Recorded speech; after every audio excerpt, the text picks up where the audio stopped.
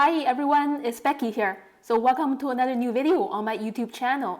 And today I am in Westmount area of Montreal, just about 10 minutes bus ride from downtown. So all the flags are in half staff right now to mourn for the Queen. Okay, so now I am sitting down on the grass at the park and just drawing the house on the other side of the street. I really like it because of the design and the colors, the pattern of bricks on the exterior. So as you can see, I started with the rooftop area, the little steeple shape or a cone shape, and just gradually building these medium shapes underneath it and another shape. So this is kind of like a prism in terms of 3-dimension. Yeah, so I think every house is made up of several large pieces of prisms or cubes. So just adding this one and also the stone and the brick pattern inside in pretty organic shapes. And just drawing the little window frames and fill some of the inside areas with black ink to show the shade of windows during daytime. And drawing some more windows on the first floor. And going back to the rooftop area to add some more. There's a bit of foliage covering the right side of the house. Yeah, so this is a maple tree and it's turning a little red right now, and adding these little tabs underneath the roof. So quickly adding the texture or the pattern on the rooftop.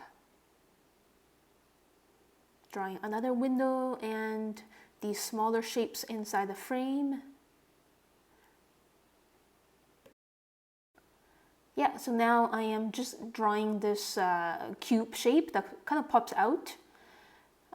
It's probably the living room area of the family.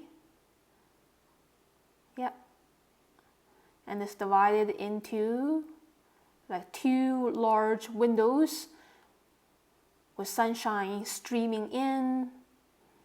Drawing these little window frame bars and fill the inside with a little bit of shade using hatching.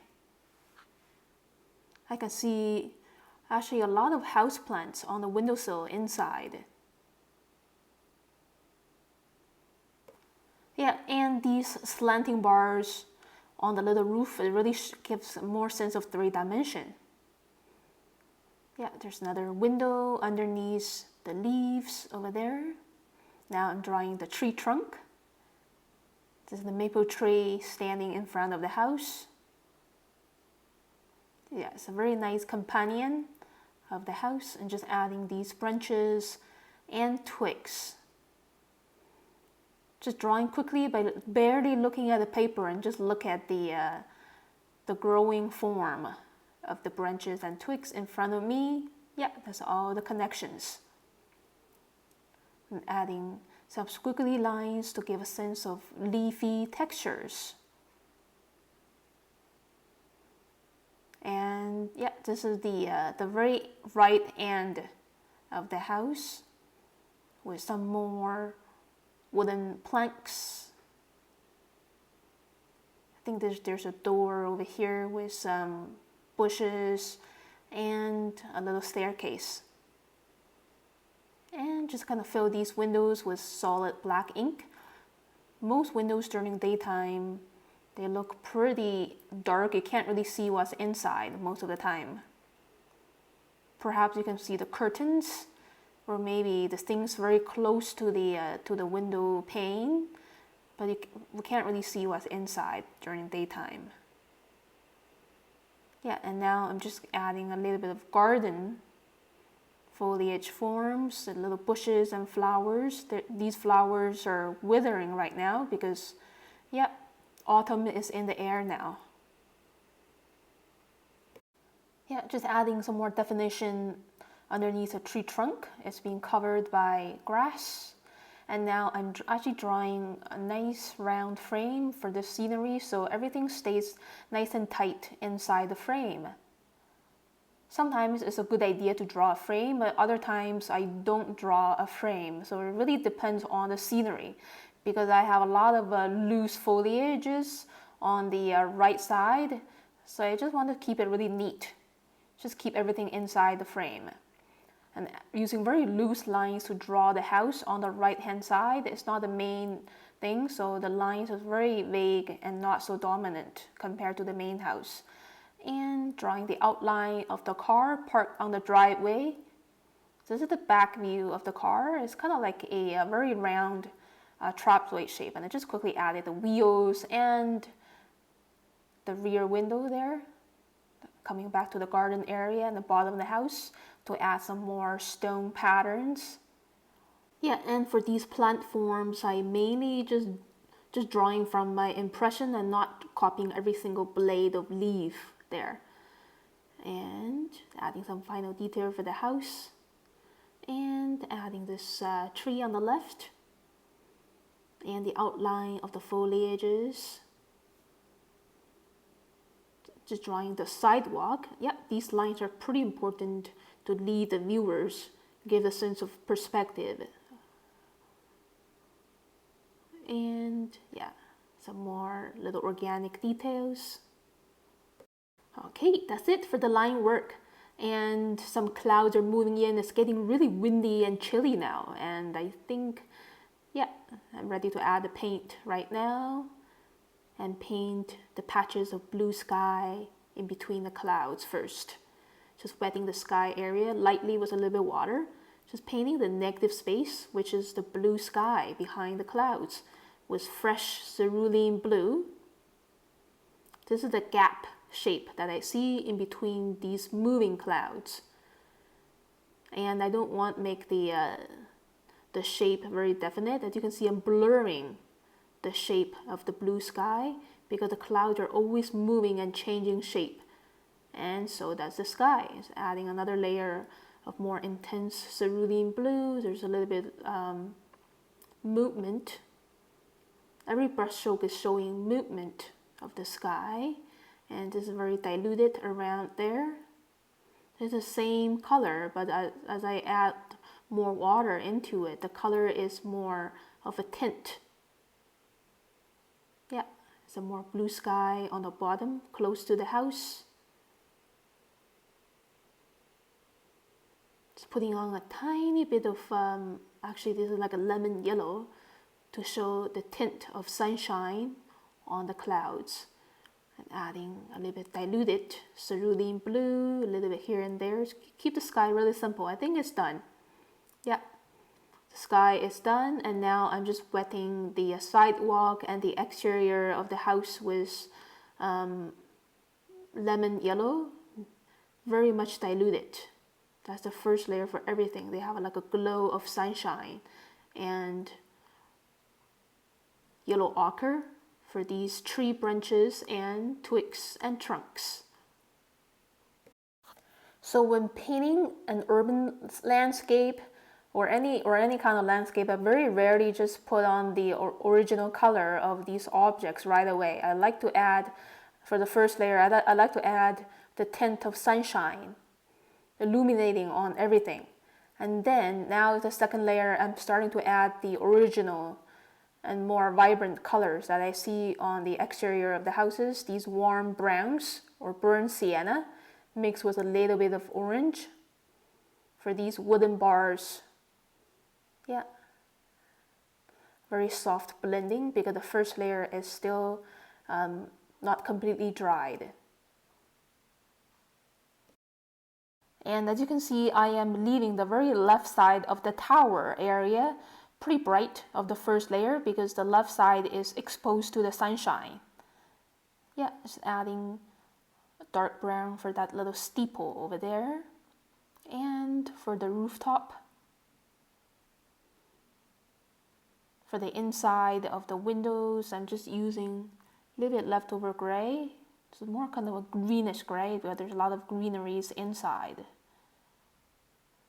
Yeah, this is the glass area as well. adding dashes to show the texture of the roof even better. Yeah, and just using tiny little dots of magenta using the very tip of my brush for these flowers. Yeah, these flowers are withering, but yeah, the colors are still visible. And adding a little bit of viridian green mixed with a little bit of yellow ochre for the green leaves underneath the flowers. Again, using a little choppy brush strokes to show the overlappings even better. And another layer of cerulean blue mixed with brown. So 2 tones of green. A little bit for that bush over there as well. There's another bush there. And a little bit there in the corner. Yeah, first layer for this tree leaning to the left. Yeah, just play around with 2 tones of green. The first layer is always the lightest. Second layer, just a few brush strokes of intensity. And yeah, this 3 dimension is there. First layer for this tree too is a slightly different tone of green. This is more lime green mixed with a little bit of yellow ochre. And some medium greens, a viridian green around the outskirt of the outline here. As I observe, every tree is different.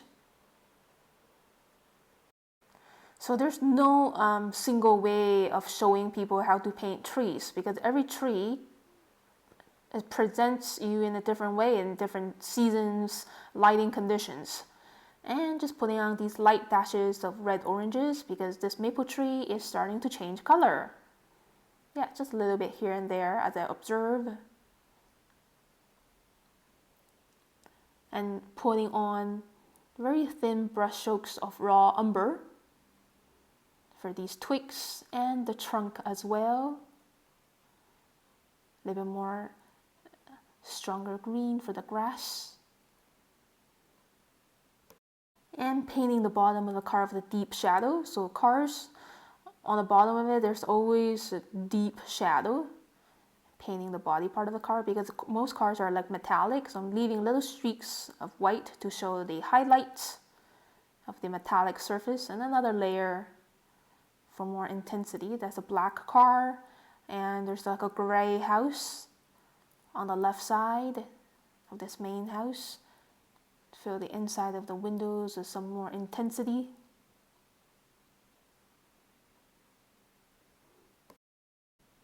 And adding some little shadows underneath the roof or the eaves. Yeah, in between each little shape. Yeah, these brush strokes or tones are almost invisible, but just adding these on, it really helps with 3 dimensions. And same for the thickness part of the sidewalk. Yeah, a little bit of accentuation for the gaps in between each concrete piece. And to show the texture of bricks. Yeah, so that brick texture is more in rhythm with the foliages and the details of the main house.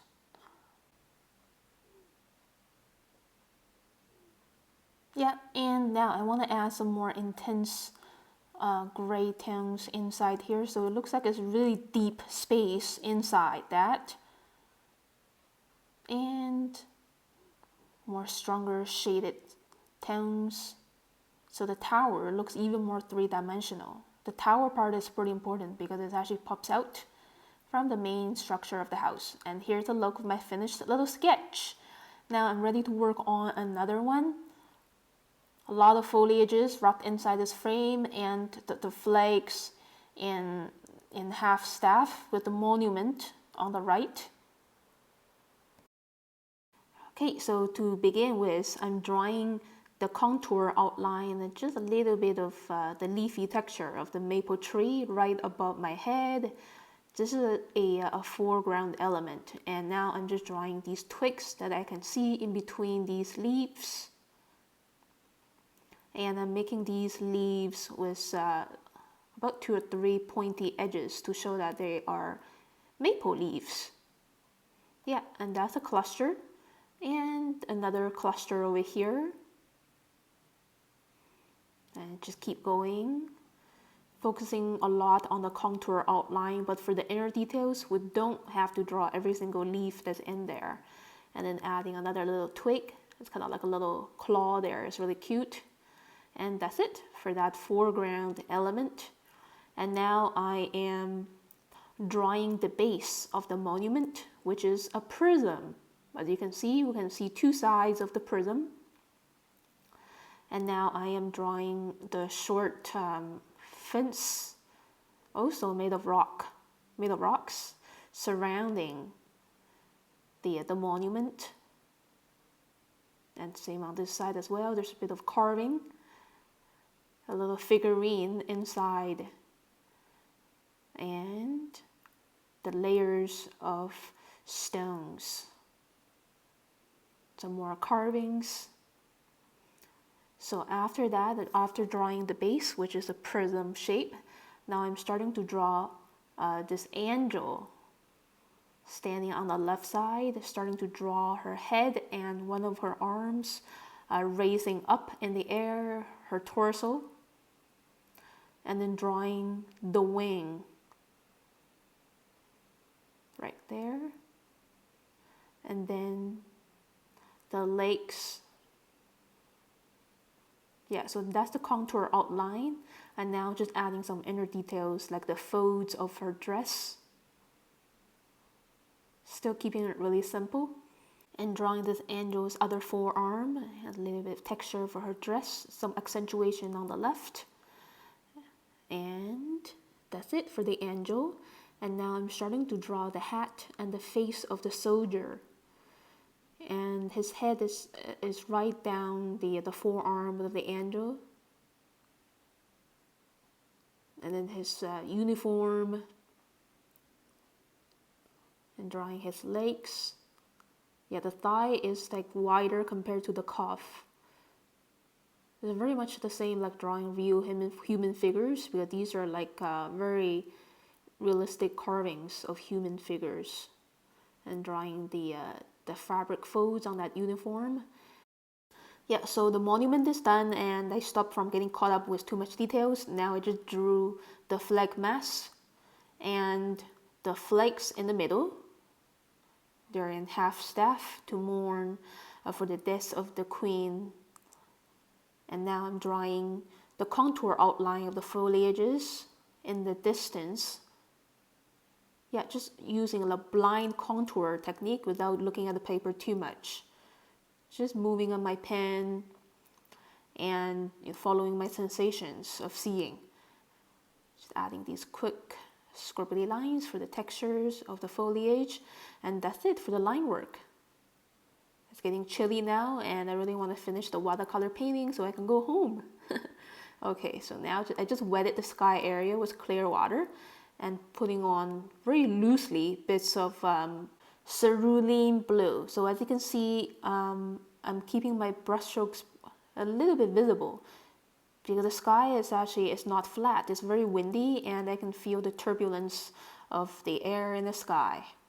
Just wetting the foliage and the platform area with a bit of clear water, so the paint can flow very loosely and lightly.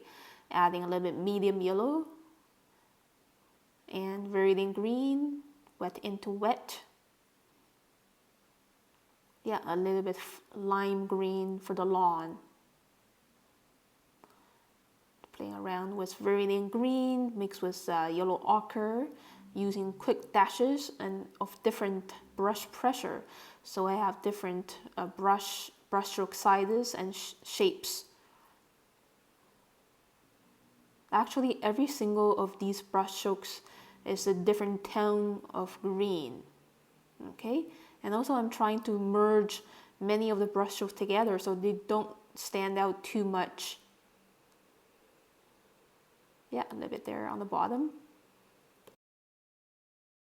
Okay, just add a little bit of yellowish sunshine around the corner of the street down there, and adding a little bit raw umber on certain areas of the monument to show that one side is shaded, the other side is closer to the sunshine. Yeah, nice and loose, and it really gives a sense of 3 dimension to the prism base. and viridian green mixed with a little bit yellow ochre or medium yellow, and then some fresh viridian green. Yeah, just pushing these colors on. And every brush stroke is actually slightly different. So it gives a sense of relief for these leaves. And just putting on a little raw umber mixed with a tiny bit of burnt sienna to paint these, I think these are bronze monuments. And just painting it lightly, leaving tiny little gaps to show the shine of the metal. And adding another layer of even darker tone of green. So I mix in a little bit burnt sienna into viridian green. So the green is of a darker tone. Yeah, a little bit more here and there. Just be very flexible, pushing the brush to make different kinds of brush strokes. And a little bit shade down there. And painting these flakes with red and blue as I see. And just painting the very base of the platform with a raw umber mixed with a little bit blue to show the shadows and the shaded side. Yeah, same for that as well. And just another layer of super intense green mixed with ultramarine blue and burnt sienna. Yeah, these foliages in the foreground is completely away from the sunshine. Final polish here and there. Alright, so thank you so much for watching this video, everyone. If you like it, please click like and leave me a comment below. Subscribe to my channel for weekly updates. And I will see you again very soon next time. Have a great weekend, everyone.